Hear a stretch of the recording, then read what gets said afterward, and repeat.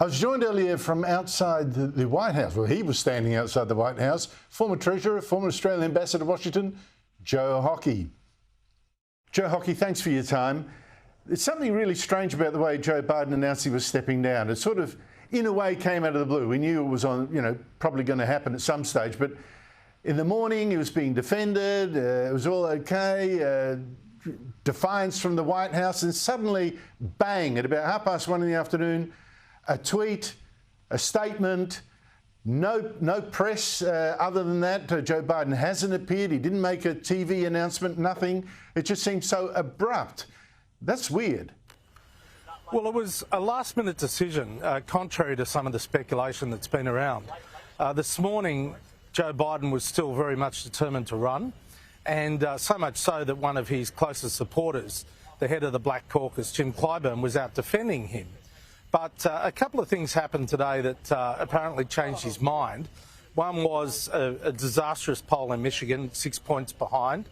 And the second was that he was warned that there were more than 100 Democrat senators and congressmen that were about to come out over the next few days, calling on him not to run.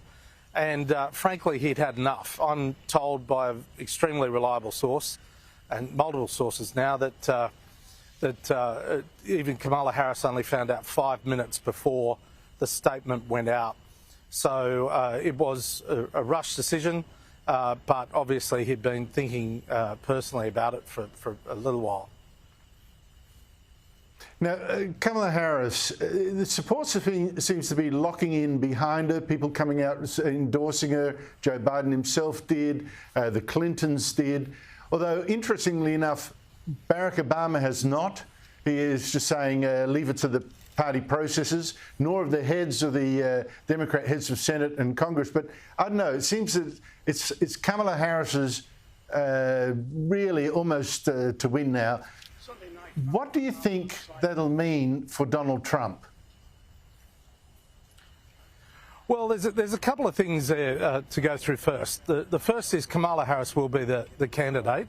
Of the delegates going to the convention, more than 40% are African American and 56% are women. And that will lock in, combined with the various caucuses, lock in the support for Kamala Harris. So, it's lay down misère. The second thing is, I'm told that they will be proceeding with a ballot well before the convention, probably the beginning of August, a virtual ballot of all the delegates to lock in Kamala's endorsement. And then the real issue now is the Democrats are all lobbying to see who is going to be her running mate. And the question will be whether they have a governor from important swing states, be they Pennsylvania or a number of other states, or whether they go with someone who is perhaps more of a military background. It will be a man, I'm told, but a military background, because at the moment the Democrats are polling 23% behind the Republicans with men, with white men in particular. So it's really now about getting the right mix for the vice presidential candidate.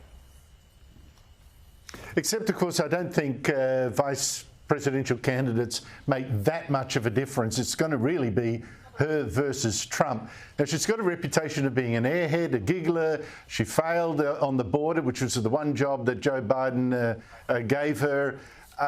Is this a problem for Donald Trump? Well, it's going to make the race much more competitive. I mean, Donald Trump is constantly sitting around 46% vote. And what was happening was that the Democrats, with all the infighting, were bleeding enthusiasm. And so now this has given the Democrats a lot of enthusiasm. I mean, there's a real energy amongst the Democrats today and a sense of relief that they can go forward with another candidate. So it is going to be a very competitive race. And there's 106 days to go. There could be a myriad of international events that occur that could cause a twist and a turn in the election campaign. There will be gaffes, there will be mistakes. I think it's going to be a lot closer, because at the end of the day, it's coming down to just 800,000 people in 4 states. And lastly, the way you describe it, Joe Hockey, So Joe Biden wakes up in the morning, he's still going to fight, tells his friends he's going to fight, and then suddenly it all gets too much, right? People are praising him for his patriotism in putting the nation, his party, above himself. But seriously, this guy was blasted out, wasn't he? Well, at the end of the day, he was, because, you know, as you and I have discussed before, Andrew, people don't willingly give up power. The last time it happened was Lyndon Johnson here in the United States, who decided not to run at the last minute.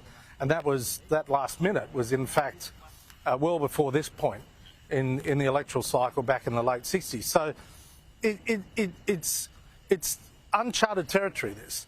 And Joe Biden has been a fighter all his life. One of the interesting stats is that this is the first presidential, vice presidential election in nearly 50 years when you haven't had a Bush, a Biden or a Clinton on one of the tickets. This is the first time in nearly 50 years, and since 1976. So that name recognition of the Bushes, the Bidens, the Clintons, that is worth a lot in a country that relies on voluntary voting. And so we are now going into a whole new era in American politics. This is a changing of the guard, and the Bushes, the Bidens and the Clintons are, for the first time in nearly 50 years, not on a presidential or vice presidential ticket. Well, the Democrats are making a lot about this changing the guard, the passing on of the torch and all that, and making the point that here's Kamala Harris, 59. Now the oldest person in the race is Donald Trump at 78. But the point is, the difficulty for the Democrats here, surely, Joe Hockey, is this. Yes, they've got the new generation candidate, but they've got one that's pushing the old Joe Biden policies. That's the problem. It's a new candidate for the old agenda. They really might, you know, in a perfect world, they would have a new candidate with a new agenda. They don't have that. Well, this is a test for Kamala Harris. Will she have her own agenda? I suspect she will. She'll try and present a new agenda, but there's no way she can just abandon all the things that the Biden administration has done, because she was the vice president. She was the running mate. And frankly, the agenda that Biden has rolled out is what has held together the Black Caucus, has held together Bernie Sanders and AOC and the left wing of the party. They've been part of it. The Democrats have, in the main, been actually pretty disciplined. And you know, when Bernie Sanders says that Joe Biden's been the best president in many, many years, then you can be sure that the agenda was pretty left-wing. And so now Kamala Harris is going to try and protect that, but she has to reach out. She has to reach out to the middle ground and try and get young people particularly enthused about her candidacy. Joe Hockey, great to talk to you. Thank you very much for your time. Thanks, Andrew.